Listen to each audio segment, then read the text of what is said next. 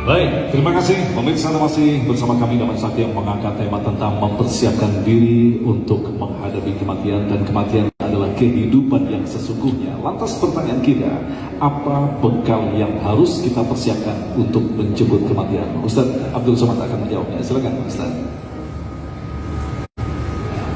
Bismillahirrahmanirrahim. Assalamualaikum warahmatullahi wabarakatuh. Alhamdulillahi wa kafa, wassalatu wassalamu ala al-habibil mujtaba wa ala alihi wa ashabihi ahli sidqi wal wafa. Subhanaka la ilma lana illa ma 'allamtana innaka antal alimul hakim. Rabbi shrah li sadri wa yassir li amri wahlul 'uqdatam bil lisani yafqahu qawli. Hari ini melihat tatapan mata Ustaz Abdul Somad dan raut wajahnya tak seperti biasa, karena memang kita berada di tempat yang luar biasa. Hari ini saya sedang merasa seperti peserta lomba pidato anak kecil yang sedang berada di depan juri-juri yang luar biasa. Kita berada di Darun Najah. Di hadapan saya ada Dr. Syauqi dari Al-Azhar Mesir, ada Kiai Mahrus berusia 80 sekian tahun, ada para guru kita Al-Mukarram Ustaz Zaki. Insyaallah kita semua dimuliakan Allah Subhanahu wa taala. A'udzubillahi minasyaitonir rajim.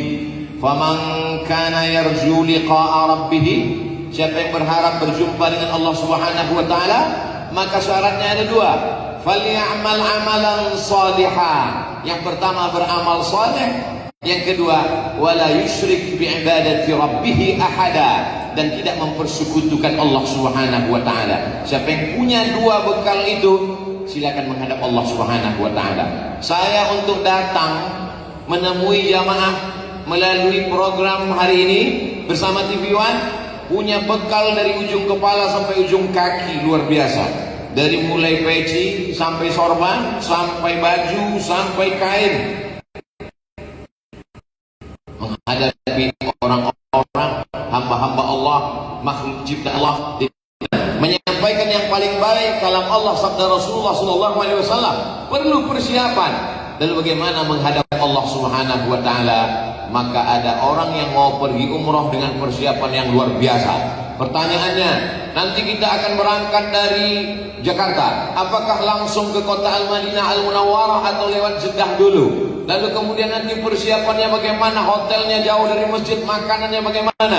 Sampai di airport, begitu koper masuk ke X-ray, diperiksa. Polisi Saudi Arabia mengatakan ini koper mesti dibuka. Ini jamaah umroh, mereka datang mau ibadah, memangnya ada apa? Mesti dibuka, kami curiga jangan-jangan ada apa-apa di dalam. Begitu dibuka ternyata bumbu pecal sama ikan asin. Makanan perlu dibawa. Ini nanti isunya musim dingin, menusuk kulit sampai ke tulang, luar biasa dingin. Jaket sampai 2-3 kali, 2 lapis dibawa, selimut dibawa. Begitu sampai di kota Mekah ternyata sedang musim panas. Salah informasi. Untuk pergi umrah hanya 12 hari, begitu persiapannya. Lalu bagaimana menghadap Allah Subhanahu wa taala? Al-Kayyisu, orang yang cerdas. Orang yang cerdas bukan yang IQ-nya 4. Orang yang cerdas bukan yang IQ-nya tinggi hebat. Orang yang cerdas mandana nafsahu, siapa yang mampu menekan hawa nafsunya, wa amila lima ba'dal maut, dan dia berpikir apa yang akan dia bawa mati menghadap Allah Subhanahu wa taala. Yang mewakafkan tanah ini adalah orang yang paling cerdas. Kenapa? Karena tanah yang dibangun rumah tinggal dibagikan kepada ahli waris. Tapi tanah yang dibangunkan masjid pagi, petang, siang dan malam, orang sholat, berzikir, i'tikaf di bulan suci Ramadan, mengalir pahalanya, terang alam kuburnya, lapang barzahnya sejauh mata memandang. Amal, falyamal amalan sholihah. Amal dibagi kepada dua. Ada amal yang bersifat badan, robek dagingnya, meneleleh darahnya, jihad fisabilillah, amal badan. Tegak, ruku, sujud, amal badan. Tapi ada amal yang bersifat harta, membangun masjid, zakat, wakaf, infak, sedekah, wasiat, hibah, ghanimah, amal harta. Ada orang yang amal badan luar biasa, tahajudnya dari isya sampai ke subuh, luar biasa, sholat malamnya. Tapi kemudian ketika diminta amal harta, datang penyakit aslinya. Pelit, bin bakhil, bin medit, bin kedekut. Datang kumat penyakit cinta hartanya. Wa tuhibbunal mala hubban jamma. Ada manusia ini sifatnya jama'a malau wa addada. Kerjanya paling hobi jamaah mengumpul wa addada. Kumpul hitung, kumpul hitung, kumpul hitung sampai kena penyakit tidak bisa tidur karena hanya mengumpul dan menghitung, mengumpul, menghitung. Hanya sempat mampir di rekening banknya, tapi tidak sempat dibawanya mati menghadap Allah Subhanahu wa ta'ala. Ada amal badan, ada amal harta. Amal badan sudah, amal harta sudah, tapi ada amal keringatnya tidak menetes, darahnya tidak mengalir, uangnya tidak keluar. Bukan amal badan, bukan amal harta. Amal apa namanya? Inilah dia amal hati. Jadi Pak Ustaz, uang tidak keluar? Tidak. Badan juga tidak capek, tidak lelah? Tidak. Amal hati, iya. Kalau gitu saya pilih amal hati aja lah. Manusia selalu mementingkan kepentingan pribadinya. Kalau capek, kalau lelah, tidak mau beribadah. Kalau uang keluar, tidak mau beribadah. Kalau begitu amal hati aja. Justru amal hati yang nampaknya ringan tapi beratnya luar biasa. Apa itu amal hati? Ikhlas. Apa itu amal hati? Ridha.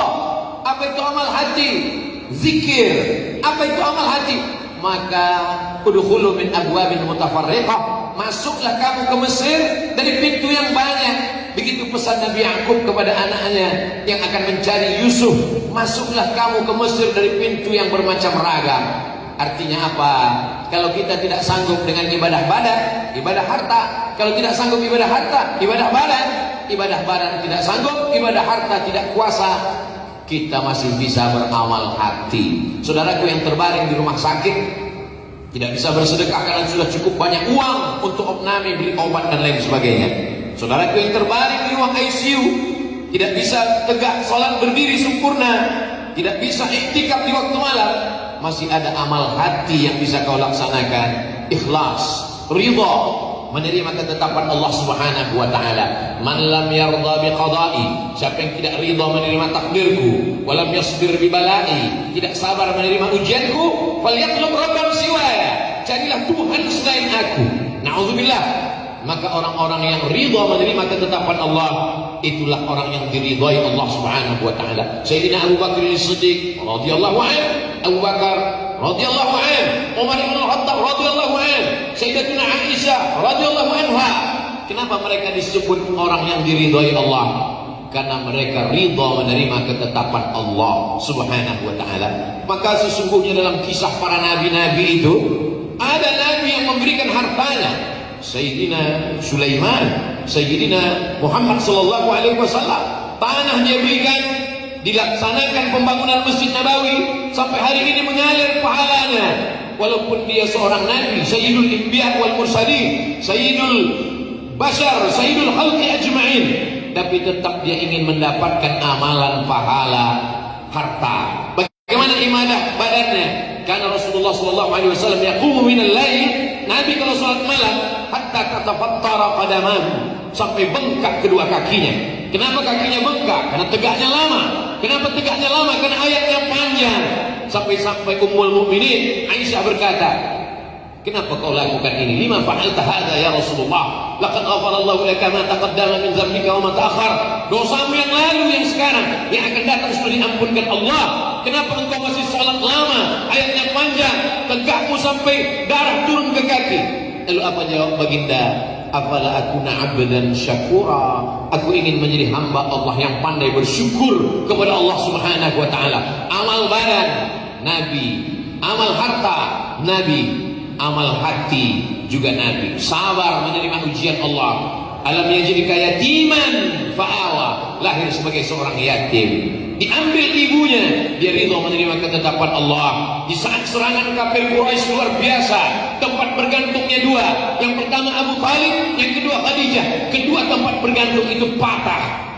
Abu Talib meninggal, Khadijah meninggal, tapi dia tetap berpegang kepada ketetapan Allah Subhanahu wa ta'ala. Dia ridha, karena dia ridhalah maka Allah membalas keridhaannya. Apa kata Allah Subhanahu wa ta'ala? Wala sawfa yu'tika rabbuka fatarda. Apapun yang kau mau, maka aku akan berikan. Kalau kau beramal karena ingin surga, belum tentu dapat surga. Kalau kau beramal karena takut neraka, belum tentu jauh dari neraka. Tapi kalau kau amal ingin cari ridha Allah, kalau Allah sudah ridha, apapun yang kau inginkan akan kau dapatkan insyaallah. Mudah-mudahan kita termasuk orang-orang yang beramal harta, amal badan, dan amal hati menghadap Allah Subhanahu wa taala. Terima kasih. Assalamualaikum warahmatullahi wabarakatuh. Waalaikumsalam warahmatullahi wabarakatuh. Baik pemirsa yang dirahmati Allah, itulah tadi beberapa mukadimah yang disampaikan oleh guru-guru kita. Kita tentu saja akan memperkaya tema bahasan kita tentang mempersiapkan diri menghadapi kematian dalam diskusi kita yang kami siapkan 3 segmen untuk Anda. Selepas pesan-pesan berikut ini, tetaplah bersama kami. Damai Indonesiaku. Sudahkah kita